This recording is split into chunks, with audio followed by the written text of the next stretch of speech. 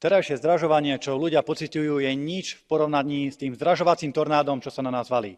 Vidíme to v predstihu na burzách. Cena plynu išla v poslednom období hore 10-násobne. Cena pšenice stúpla zo 150 eur na tonu na 400 eur na tonu. Všetky ceny naďalej raketovo rastú. Nechcete dovážať plyn a ropu z Ruska? Dobre. Ale aké alternatívne riešenie ponúkate ľuďom?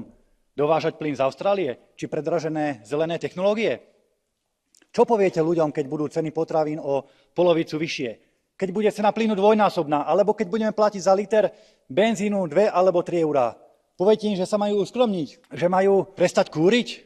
Alebo že majú zhasnúť žiarovky, ako to odporúčajú slovenskí ministri? Alebo ich majú zohriať marketingové frázy eurokomisárov o tom, že spoločne to zvládneme?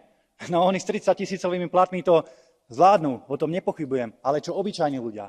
Keby to bolo na nás, určite by sme hľadali riešenia a snažili sa